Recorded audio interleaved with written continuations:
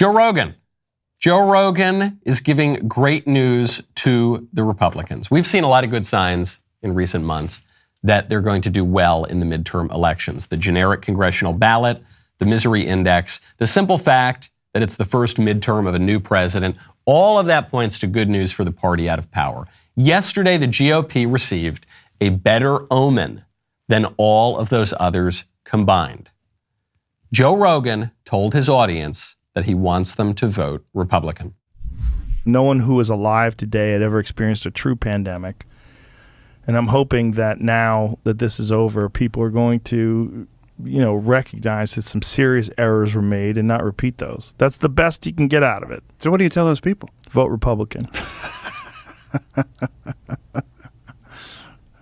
That's what a lot of them are going to do anyway. Yeah? Yeah. Oh, yeah. I mean, more than 1 million people transferred over to the Republican Party, I think in 2021 alone. Find out what that number is. But, you look at guys like Ron DeSantis, who kept Florida open and had some pretty reasonable policies in terms of, like, what to do about COVID. And, he mapped it out on television. He was, widely criticized for this, where he was saying, like, we need to protect our elders. We need to, make sure that medical care is available for those people. And everyone else, you should be able to do whatever you want to do and protect your freedom. Those 55 seconds from Joe Rogan are more important than any poli-sci nerd analysis, more important than 10,000 pages of data from every four-eyed pollster in America, because Joe Rogan is the generic voter. Joe Rogan speaks to and for more people than just about anyone else in America. As goes Joe Rogan, so goes the country. In many ways, after 18 months of record high inflation, of foreign policy disaster, of mass illegal migration, of a collapse in law and order, and a creeping sense that our institutions of government are being rigged and wielded by Democrats for their own personal gain, whether it's the FBI pressuring Facebook to censor the Hunter Biden laptop story, or whether it's the DOJ busting through Donald Trump's door at Mar-a-Lago. The American people right now are signaling in every way they can that they intend to vote the bums out. And yet, only one thing is certain. The more that the people express support for Republicans in November, the more the establishment will smear them all as a threat to democracy. I'm Michael Knowles. This is The Michael Knowles Show.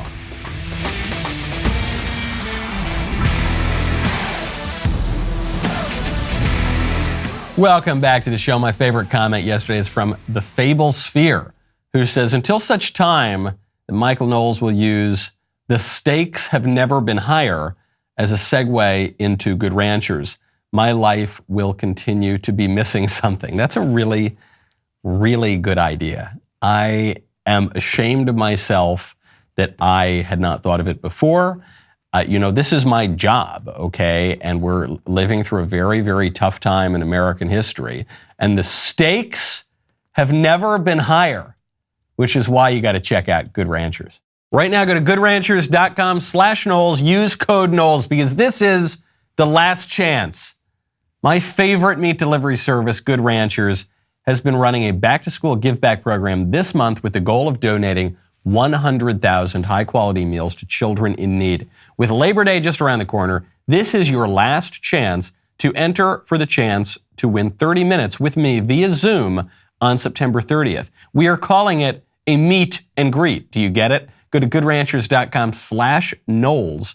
Use code Knowles at checkout. You will get $30 off plus free shipping. You can subscribe if you want and lock in your price, which is insane. You'll inflation-proof your meals for life. You can order the one-off box of meat if you want, but if you subscribe, it's just absolutely wild, the savings that you will see. And you'll be automatically entered to win 30 minutes of all-access meet and greet with me on September 30th. This offer ends tomorrow, August 31st. That's goodranchers.com/Knowles.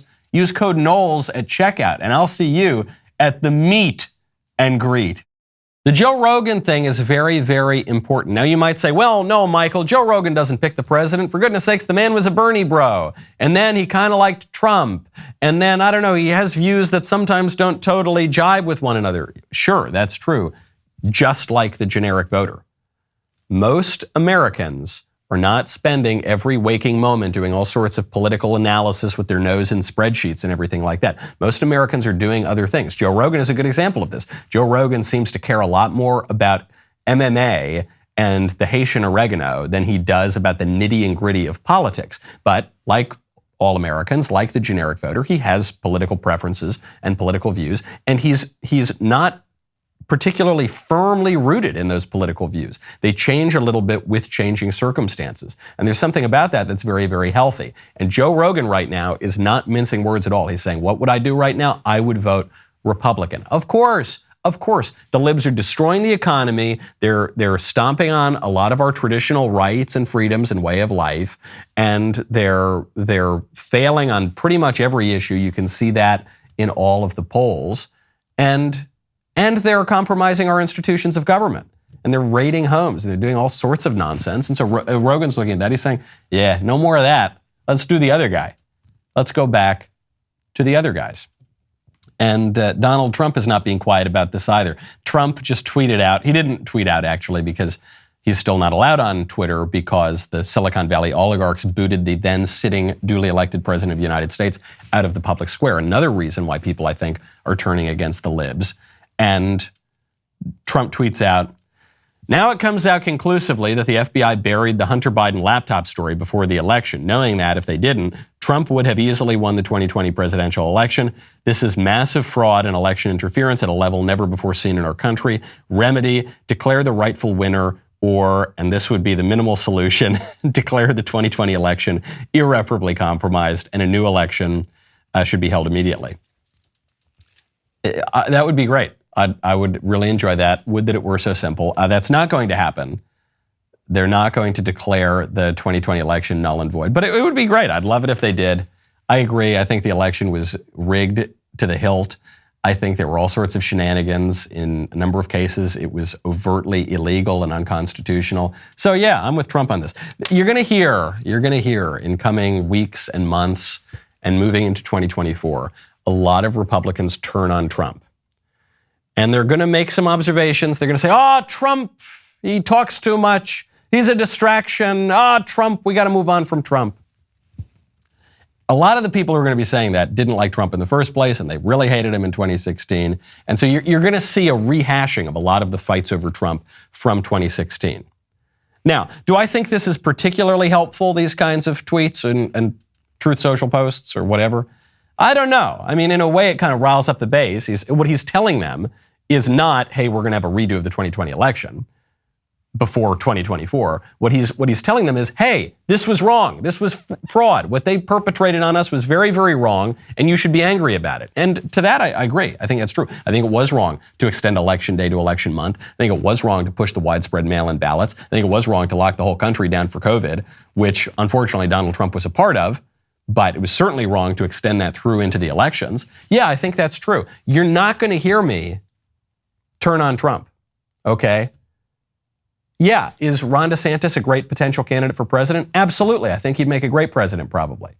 Is Ted Cruz a great candidate for president? I certainly think he is. I do a podcast with the guy. I think he's an excellent conservative leader. I think he'd make a great president. Are there other Republicans even who could do a great job? Yeah, I think so. But I'm not going to make that an excuse to go against Trump. I think Trump is the greatest Republican president in my lifetime. I think the guy got Roe v. Wade overruled. And if the guy wants to run for president, more power to him. I will support the Republican nominee in 2024. Unless the Republican nominee is Liz Cheney or somebody, I will support the Republican nominee. But I'm not going to whine and cry and say Trump shouldn't run in 2024. Absolutely, he should run if he wants to. He's still got a lot of support. And if the man wants to run and the man can beat out the other guys in the primary, then that means he's the man for the nomination. That means that he won the process that it takes to become the nominee. And I'm totally fine with that. I would gleefully vote for Donald Trump a third time. Speaking of voting, there's a lot of oppression in the country, not just the oppression of the conservatives at the hands of the libs who changed the election rules. No. I'm talking about the oppression of celebrities and music stars at the Video Music Awards. I'm talking about the oppression of Lizzo, who, as she's accepting her award, she reminds everyone they need to go out and vote to stop all the oppression. I don't know what music video for good means, but I do know what your vote means, and that's a lot. Your vote means everything to me. It means everything to making a change in this country. So remember, when you're voting for your favorite artist, vote to change some of these laws that are oppressing us. Now, of course, Lizzo is probably the single least oppressed person on earth. Maybe she's oppressed by our decadent culture, but she's certainly not oppressed by any of the things that ordinarily would be considered oppressive. She has as many political rights as she wants. She has the abundance of material goods. She can do whatever she pleases. That's why Lizzo is not being detailed here. She's not saying what laws we should vote against. She's not even saying what candidates to vote against. She's not saying what is oppressing her. She's just saying, yeah, it's oppressive. You got to go vote. It's just the kind of most ridiculous conclusion of Puff Daddy's campaign from 2004, vote or die. Remember, he had that campaign, he said, vote or die, because they were trying to kick George Bush out of office. You say, I don't think those are the only two options. I don't think a consequence of not voting will be that we all die. I doubt that. It's just so vague. It's just these people being used as parrots for the entrenched powers, for the liberal establishment. A woman wearing a very fancy, expensive dress, holding a gold statue, saying, I'm so oppressed. Be sure to go out and vote against the bad guys for the good guys because of the oppression. And it's not really persuasive anymore. If it ever was persuasive, which I don't think it was, don't forget Puff Daddy's vote or die thing did not work. But if it ever was persuasive, I just think advances in technology, so that now we're not just beholden to the main news networks, we can actually do research ourselves. That really dealt a tough blow to the establishment. Changes in power, the fact now that these libs who used to be on the fringes of power, who used to be able to somewhat credibly claim that they were fighting the man, now that they just dominate the entire establishment, the fact that whenever you see the resistance and BLM and the pride flag, it's always being pushed by gazillion-dollar corporations and institutions of the government. That, I think, has changed it. And the fact that these guys have lost the common sense, the fact that the libs push transing the kids and killing all the babies and opening up all of our borders and destroying our currency and locking us all down over the Wu flu, and the fact that they won't even close down gay bathhouses to stop monkeypox. I mean, just on issue after issue after issue, the libs have so lost the common sense that they lose the generic voter, okay? And they lose Joe Rogan, and they lose the people who represent the kind of open-minded middle in American politics. And no speeches from Lizzo are going to change that. You know, this is the fight that we're in. This is the life we're living, and someday we're going to die, which is why you got to get a will. Right now, go to epicwill.com and use code Knowles. Unless you're not going to die. You're not going to die? You're that one person who, no, we're all going to die. No one here gets out alive, not in this world. That's why you need a will. You've heard me talk a lot on this show about how the libs are coming for your kids through the public school system, through mainstream entertainment kids content. As a parent, you may be doing everything you can to protect your child from the left's not so secret agenda. Remember when a certain company in Florida was talking about that? But if you don't have a will in place designated who will take over as parental guardian should something happen to you, then the libs are going to intervene and they're going to take your kids and indoctrinate them and completely disrespect what you would have wanted. That's why you got to check out Epic Will. Epic Will is an online will platform. It costs less than your next trip to the store. They can set you up with a will in as little as 5 minutes, starting at just $119. Plus, right now, you can save 10% when you go to epicwill.com and use code Knowles. It's so simple. Take 5 minutes tonight. Write a will ensuring that your kids will be raised the way you intend in the event that something happens to you. Go to epicwill.com. Use code Knowles today to save 10%.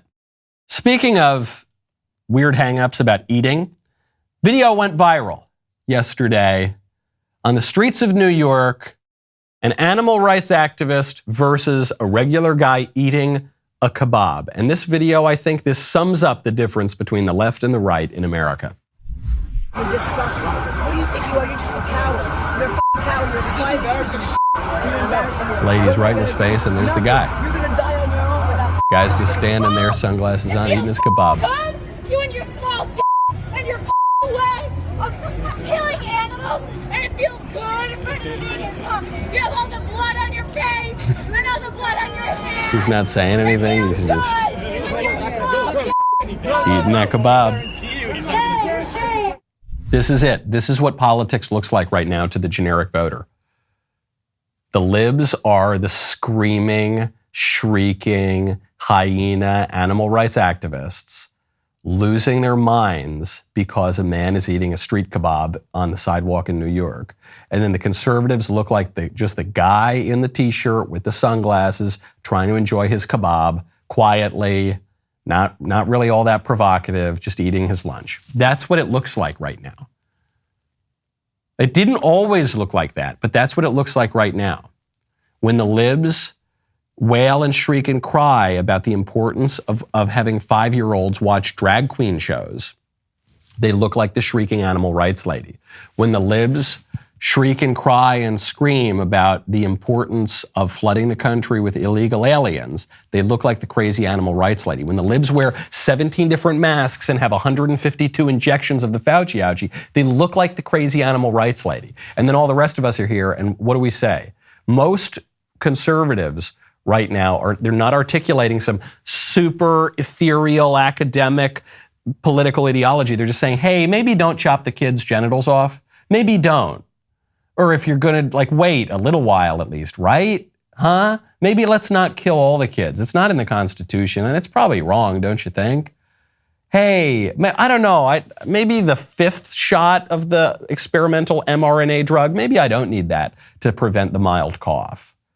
They seem really, really reasonable and moderate right now, which the right wing does not always seem, but it does right now. That's why they're winning over people like Joe Rogan. That's why they're winning over the middle of the road voter. That's why Liz Cheney has a little bit of a career right now. She's not taking any votes away from the right, from the Republicans. She's taking votes away from the Democrats because she is effectively a Democrat and she's attacking Trump, but she's prying off a decent percentage of the moderate Democrats. That's why the polls are showing if she were to run for president in 2024, she would single-handedly swing the election to Trump against Biden. Speaking of eating, this is a story I've been waiting to get to for a while, and CNN has given me the opportunity. Headline from CNN: Mealworm seasoning. Scientists explore creepy, crawly flavoring to satisfy meat cravings. Would you like some meaty, savory mealworm powder seasoning with your food? It's a question you might soon be hearing at the dinner table, or at least that's the hope of the scientists at South Korea's Wonkwang University. That's right.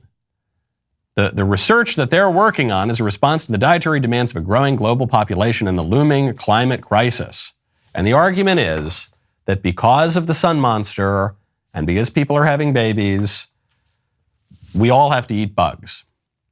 There has been a really weird push from the libs to make us all eat bugs. There was that video that came out a couple of months ago that of all the celebrities eating bugs. There are articles that pop up in the mainstream media constantly talking about how we need to eat crickets. Now we need to eat mealworms. We have to do it. Why? First of all, when we talk about the growing population, the population in the West is dying. The United States has had a dying population for 50 years. So our population is not growing. That's why we have to flood the country with illegal aliens and legal immigrants, for that matter, to artificially prop our economy up. So the population growth is not a big problem. And the idea that the sun monster is forcing us to eat bugs is insane. If anything, a little extra heat, a little extra sunshine is going to improve conditions for ranching and farming. So what's this all about? What this is all about is not the sun monster or any of the doomsday predictions that the libs always have: global warming, global cooling, the population bomb. Remember that? They're worried about population now. 50 years ago in 1970, the libs predicted in a very famous book by Paul Ehrlich called The Population Bomb that the world population within the following 10 years would grow and it would cause mass famine, and this was unavoidable, and that's why we needed forced sterilization and contraception. And that didn't happen. Today, the world population has doubled. Malnutrition is at an all-time low. So that was all just fake news. But whatever it is, the doomsday predictions of the global warming and the global cooling and the population bomb and all the rest of it, and the ozone layer and acid rain and all the other things, they don't ever destroy the world.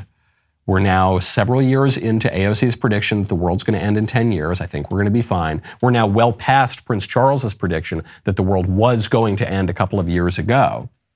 What is this about? The reason they want us to eat bugs is because it's gross. The reason they want us to eat bugs is the same reason that Catholics don't eat. It's not the same reason, but it's the same principle as to why Catholics don't eat meat on Fridays. It's the same principle why people of all religious backgrounds fast sometimes, or eat food that can be bitter or unpleasant at sometimes for the purposes of spiritual discipline. The reason that they want us to eat bugs is because of how yucky they are, because it breaks a taboo. It's not that we need to eat the bugs to save the planet, and as a consequence of that, it's going to break our taboos. The libs want us to break the taboos because the libs don't like Western culture, and they don't like our traditional ways of life, and they don't like our traditional religion, and they want us to take part in their new weirdo culture that's based on their weirdo, new agey environmentalist religion. And so to be inducted into that and to train in a spiritual discipline for that, they want us to eat the bugs. There is zero reason, economically, ecologically, no reason in the West, especially in America, that we need to eat the bugs. They just want us to do it so that we're in the cult with them. The bugs are much more a symbol than they are a source of protein. Elon Musk just made a great observation about this. Elon Musk, who is a big supporter of renewable electric energy, obviously he makes a lot of money on electric cars. Elon Musk, who believes in global warming and climate change, during a recent energy conference in Norway, Musk pointed out, quote, "Some additional exploration of oil and gas resources is warranted at this time."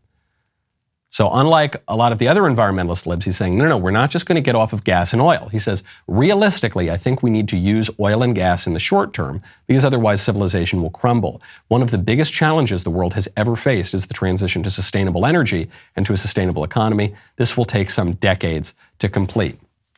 Great observation. And it reminds us why the libs are erecting all those stupid windmills that kill the birds and don't really produce any energy. Green energy doesn't really work. Okay, when you look at the efficiency, when you look at the energy output, it is absolutely nothing compared to oil and gas, and certainly compared to nuclear power. If the libs were really just interested in generating abundant, cheap, sustainable energy, they would build nuclear power plants. And yet the libs are not doing that. They're vehemently opposed to that. If the libs wanted cheap, abundant energy that, contrary to popular belief, is not going to run out anytime soon, probably anytime at all, they would use fossil fuels. But that's not what they want. What the libs are really after is making us kind of sacrifice, making us feel the pinch, making us go through a kind of spiritual discipline, just like eating the bugs. They want us to turn off our energy and to stop traveling as far and to stop doing as much and to stop using gas and to not even consider doing nuclear energy because it hurts. When they build those windmills, they're not building a source of sustainable energy. They're just building a religious icon. It's just the modern version of an ancient Egyptian obelisk with a weird little spinny thing on top. That's what it's about. The primary function of the windmills and all of the other monuments to environmentalism is as a symbol, is as a monument to the new kind of cult, the new kind of religion. While we used to build big crosses, we used to build statues of Christ the Redeemer, while we used to build, even outside of Christianity, we used to build ziggurats and pyramids and giant weird obelisks. Now we build these monuments to the new gods of environmentalism. It's just a weird, creepy cult, and it drives people just as nuts as the animal rights activists screaming at the shish kebab guy on the streets of New York. We've got to protect ourselves from these lunatics. That's why you got to check out Ring. Summer is busy. People are away from home quite a bit. I was just gallivanting all over the place. I was obviously away from home when we were in the hospital, my wife giving birth to my new kid. One of the ways that I feel safe is Ring. Ring, especially, not just the video doorbell. Gotta love the video doorbell. You know that. You can see and speak to whoever is at your doorstep, no matter where you are in the world. Did you know they have an award-winning alarm? Did you know even further, they've got Ring Alarm Pro, which CNET calls a giant leap for home security. Protects your doors, walls, your windows, everything, in your physical home. But it will also protect your digital home as well, because we live so much of our lives online. There are data flying through our homes. You want to protect all of those things. Ring Alarm Pro will allow you to do it. Believe it or not, I know this is going to come as a shock. Sometimes, occasionally, even I get some threats, even I, whom everyone loves so. And I really, really feel safe, in large part thanks to Ring. So do it. Protect your digital life, protect your physical life. Go to Ring right now this busy summer season. Go pro. Be a pro like me. Get Ring Alarm Pro. Learn more at ring.com/Knowles. That is ring.com/Knowles. Speaking of unnecessary pain and suffering, there is a weird kind of contradiction in U.S. policy right now. In order for a foreigner to get into the United States, not for an American to get back into the United States, but for a foreigner to get into the United States on an airplane, they need to show proof of vaccination, that they have received the Fauci ouchie against COVID-19. However, in order for a Guatemalan peasant to get into the United States, he just has to cross the Rio Grande, and he's not going to be checked for COVID, and he's not going to be stopped at the border, and he's not only going to be ushered in, they're probably going to put him on an airplane and ship him somewhere into the middle of the country if Greg Abbott doesn't get to him first and ship him to Washington, D.C. What's up with that? Why is it the case that visitors to the United States and legal immigrants to the United States have to have the COVID vaccine, and if they don't, they're a threat and a danger to public health? But the millions of illegal aliens pouring across our southern border, they don't pose any risk at all. Don't worry, no tests, no shots, let them right in. That's what Peter Doocy asked yesterday of the White House Press Secretary, Karine Jean-Pierre, during the press briefing. Somebody unvaccinated comes over on a plane. You say that's not okay. Somebody walks into Texas or Arizona unvaccinated, they're allowed to stay. Why? But that's not how it works. Like we actually, no. I know that that's not what you guys want to happen, but that is what is happening. But that's not, it's not like somebody walks over and that's not how. Exactly what's happening. Well, thousands of people are walking in a day.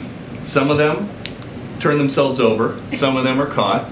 Tens of thousands a week are not. That is what is happening. So let me just lay out what we have done under this administration. We have installed new border technology and set up joint protocols with Mexico and Guatemala. I love that her first reaction is, that's not what's happening. No, because she doesn't know her own policies. In the same press briefing, she stumbled on the status of Title 42, which is one of the Trump-era border policies that Joe Biden got rid of. She didn't even know the status of that anymore. And she didn't know that people who fly into the country have to have the vaccines while the people who cross the border illegally don't. And so Peter Doocy is there not merely asking questions for her to clarify, he is clarifying it for her. He's saying, no, this is what's happening. That's not what's happening, Peter. No, Karina, literally that is what's happening. Oh, okay, here are my talking points. Here are all of my talking points. And what it speaks to is something that is really irritating the generic voter, namely the fact that we have a two-tier system of justice in America. That there are two different sets of rules. You get the privileged people, and then you get the people who get punished. That's it. Privilege and punishment. And I think your generic voter, such as he is, whatever he thinks about immigration, whatever he thinks about COVID, whatever he thinks about the vaccines or Dr. Fauci or any of the rest of them, he's going to look at that and say, well, that's not fair. That's not fair that the guys who break our laws across the border, they get to come in without the vaccine, but the businessmen and the tourists and the legal immigrants don't. Same issue with the student loans. In principle, I don't think that the government has absolutely no right whatsoever to forgive student loans. I think it's a stupid policy. I don't think they should forgive the student loans. But the government can do that. That's the sort of thing a government can do, certainly if they follow the right legislative channels.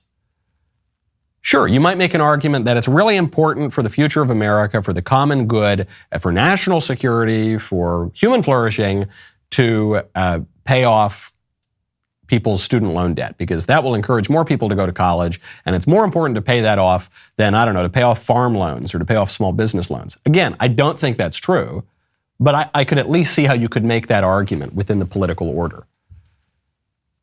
But that even if that political argument did hold water, it doesn't work on the campaign trail in the public square to the generic voter. I think the generic voter is going to look at that and he's going to say, that's not fair. That's not fair. That one group gets special privileges when their votes get bought and the other group gets punished. That's not fair, and I don't like that. And this is coming up right now because the tennis player Novak Djokovic withdrew from the U.S. Open over the vaccine requirement. And this is another important way to appeal to generic voters, is talk about normal things. Don't talk about abstract political philosophy. Talk about sports. Talk about the U.S. Open. Talk about things in the popular culture. And so, especially, even if you don't give a damn about the vaccine requirements and illegal immigration, you look at that and you say, look, it's ridiculous that this guy Novak Djokovic, who's like a very serious athlete, he's obviously very healthy, he doesn't need the vaccine, is being kept away from this big tournament. That's ridiculous. And the party that's keeping him away, they've lost the plot. They've lost the common sense. And the party that's encouraging to come in, I'm more with those guys. Speaking of illegal things, speaking of criminals, the Wisconsin Democrat candidate for Senate, Mandela Barnes, it just keeps getting more and more radical. We talked about him a little bit yesterday. He's really, really out there. Well, now there's a new video of him that has surfaced describing that the way that he would really reform our political system is he would correct the great injustice that prisoners, inmates, are not allowed to vote. We're not talking about people who get to make decisions. We're talking about incarcerated individuals who don't have a right to vote, which is unfortunate in itself and another conversation. That's the new word, by the way. New political correctness just dropped. It's incarcerated individuals. Excuse me. Someone needs to go call up Charles Manson. As a representative of the incarcerated individuals community, maybe we should let's get Jeffrey Dahmer out here as the spokesman for the incarcerated individuals. No, they're criminals. They're inmates. They haven't even paid their debt to society yet. And they're not even allowed to vote. Right, they're not allowed to vote because they broke the law and they are in the process of paying back that debt. And so the very reason that they are in prison is because they attacked justice. They attacked our political order. So no, certainly not while they were paying that debt back. And in most sane societies, including afterward, you don't just get your full rights to participate in the political order again. That undermines the political order. I never want to hear the Dems talk about rule of law again. I never bought it. It was always ridiculous. It really began in earnest after January 6th, but they were talking about it all throughout the Trump administration. They say, oh no, the horn hat guy danced around the Capitol. This is a threat to the rule of law. Guys, you all spent 8 months burning the country down during BLM. Your elected leaders bailed out the rioters. I think that was a greater threat to the rule of law than the horn hat guy. Well, no, but Donald Trump had a phone call with Ukraine. It's a threat to the rule of law. How is that a threat to the rule of law? The Biden family actually peddled American influence on Ukraine while Biden was the point man on Ukraine and got over $50,000 a month in bribes for it. That wasn't a threat. It's all just so disingenuous. It's so preposterous. And the fact that now the Democrats are actually the party of let all the criminals out of prison, I think ends any claim that they could possibly make about defending the rule of law. They never want to defend the rule of law. What they want to do is destroy the rule of law and increase tyranny around the country. And they do it for a political reason. It's not just because they're like the Joker and they want to watch the world burn. The reason they want to do that is because it affords them an opportunity then to crack down. And when they crack down, they can take more power, and that further entrenches them where they want to be. Speaking of the rule of law, got to give Bill Maher credit. I am not one of those conservatives that is constantly trying to give credit to the moderates and the libertarians and the squishes and he's one of the classical smart liberals. I think that conservatives have a lot of big disagreements, even with the classical liberals. But Bill Maher just made a really good point. He was on his show and he said, look, I'm pro-abortion, but you guys got to cut it out with your stupid comments and your stupid slogans about if you're pro-life, just don't get an abortion, because that doesn't make any sense. I'm more pro-choice than you could imagine.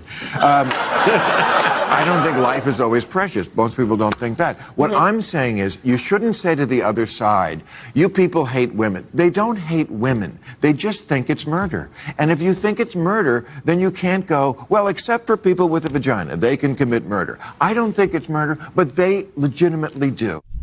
Thank you. Thank you, Bill. I appreciate it. Bill Maher might be the last honest pro-abortion person on the left. Naomi Wolf made a similar point. She actually went even a little bit further in the 90s. She was then a much more left-leaning feminist author. And Naomi Wolf said, look, we got to admit that the baby is a baby and the baby's alive. And legal abortion, we should have it, but we just have to admit that the woman is killing the baby in his full humanity. Okay, if you want to defend abortion, that's what you have to do. And I was just on a TV show a few weeks ago with a liberal, Brian Tyler Cohen, and he used these slogans, and I just thought it's so frivolous, as I pointed out on the show. He says, if you don't want an abortion, just don't get an abortion. It's not your business. It's not your choice. It's not your right. And you just think, buddy, you're not even, maybe you support abortion, but at least engage with the actual topic at hand. My claim is that abortion is morally equivalent to murder because the baby is a baby.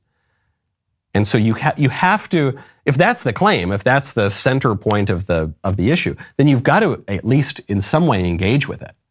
And you can try to argue that the baby's not a baby, that's not going to work. You can try to argue that the baby's not alive, that's not going to work. And so the only thing you're left with is what Bill Maher finally comes down to, which is he says, look, I don't really care. I don't mind it. I think we should be able to kill these things, but if you're pro-life, that's not what you believe. And so you've got to be consistent. You've got to get rid of these dumb slogans, in large part because these dumb slogans are not really persuasive anymore. You know, the corporate media not only control what they want you to know, but their agenda means the news is presented in a biased way. You know it. I know it. We all know it. Thankfully, there is a way to get the most important news of the day without that crazy narrative, and that is by listening to one of the top news podcasts, Morning Wire. New episodes are available every morning, 7 days a week. They cover stories other media outlets will not touch. Check out Morning Wire on Apple Podcasts, Spotify, Daily Wire Plus, or wherever you listen to podcasts. Some people are not able to see past the tired old slogans. One of those people would be Adam Kinzinger, the nominal Republican who just got booted out of Congress because he's a big squish lib who spends all of his time sucking up to Democrats. So Adam Kinzinger goes on a Democrat show to go suck up to another Democrat, Chuck Todd, on Meet the Press. And Adam Kinzinger announced that he would be dedicating himself and all of his vast resources and all of his half-dozen followers and supporters to campaigning against Republicans, even for far-left Democrats, because the Republicans are a threat to democracy. Liz Cheney said that in some cases she may have to help a Democrat win against sort of an anti-democracy Republican. Do you feel that's what you're going to be doing over the next couple of years yourself? Yes. Yeah. I mean, look, the biggest issue, not everybody agrees with me, certainly in my party, and even Democrats that like to say things like, well, but you're still a conservative. Yeah, I'm a conservative. But the bottom line is the biggest threat right now to our country is democracy.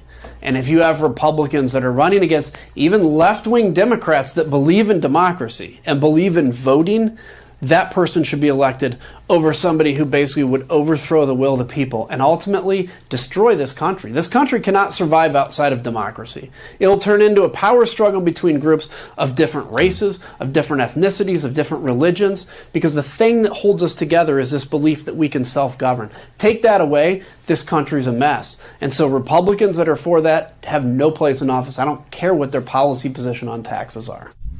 So pretty much everything Adam Kinzinger said there is wrong. He did have this funny line, it was a Freudian slip, where he said, the greatest threat to our country right now is democracy, which I think a lot of the Democrats and the squishy fake Republicans would agree with. That's why they're trying to prevent Trump from appearing on a ballot, because they fear democracy. They don't want people to vote for him. That's why they're trying to delegitimize half the country.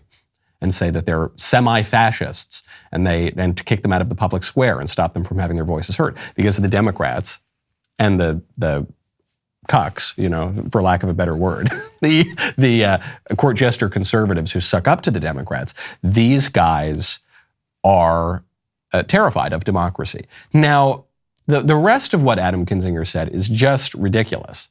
Adam Kinzinger says that the country can't survive outside of democracy. First of all, the country is not a pure democracy. The founding fathers wrote at length, and the framers of the Constitution wrote at length about the fears of a pure democracy, because pure democracy would devolve into mob rule. And ironically, what they said would happen as a result of that is what Adam Kinzinger says would happen without pure democracy.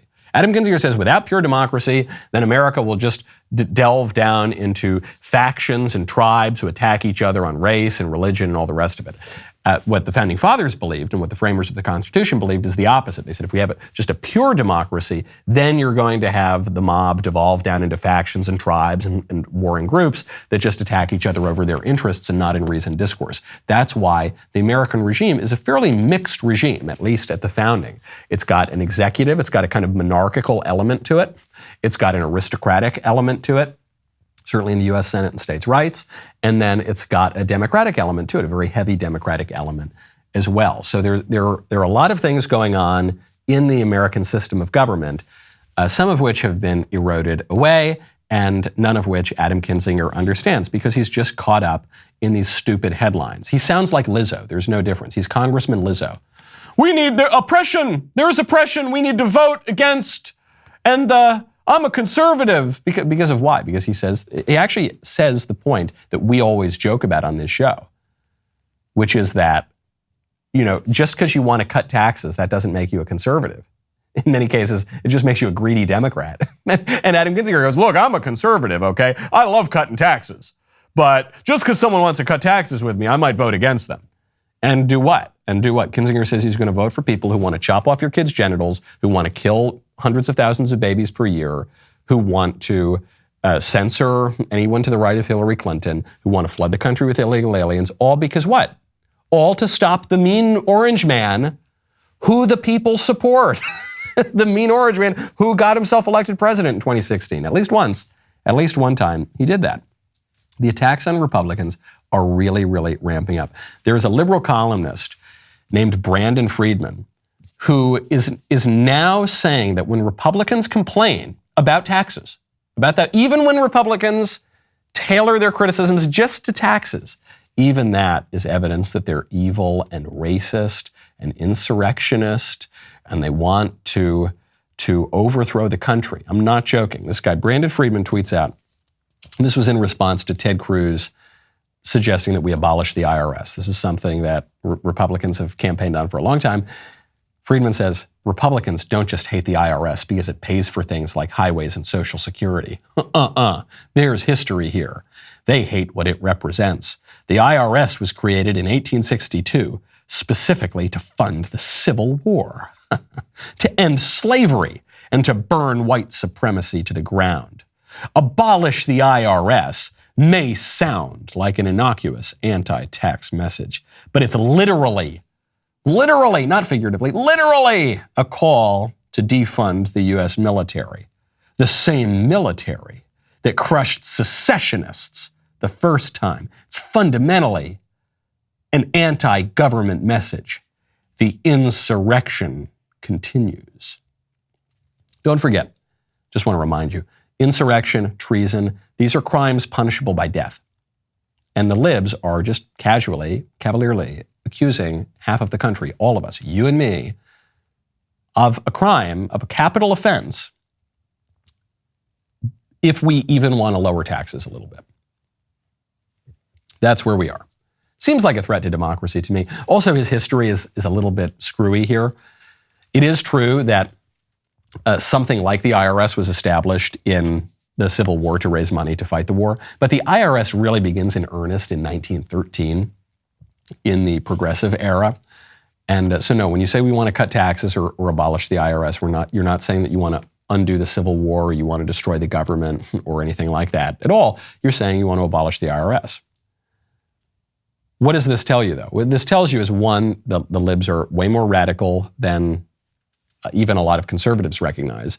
2, it tells you that the libs are far more anti-democracy than a lot of conservatives even recognize. But 3, it tells you that race and civil rights, that is the narrative in American politics. Every political fight will in some way be twisted or distorted to seem like it in some way relates to race or civil rights. All the weird sex stuff that you've seen now with the transgender stuff and the gay rights movement and all the rest of it, all the language of that was the language of civil rights. It was the language of the 1960s black rights movement. We're the new civil rights movement. They'll even call themselves that. It's all about marriage equality, just like you had interracial marriage equality, that's what you're going to have gay marriage equality. Now, of course, the gay stuff has nothing to do with black people, and frankly, black people disproportionately disapprove of all the gay sex stuff. Doesn't matter. Everything has to tie back to race and civil rights in America. Cutting taxes, abolishing the IRS. If you want to abolish the IRS, you might as well put a bullet through Dr. King yourself. What? What the hell are you talking about? That is absolutely nothing to do with race. We want to give tax cuts to black people too. What are you talking about? It's because that is the dominant narrative. Now, it gets a little awkward that all the political narratives in America have to tie back to race and civil rights because the Associated Press just published yesterday what it considers to be the most important story about the Federal Reserve Bank. The Federal Reserve is tasked with tackling inflation, obviously not going so well right now.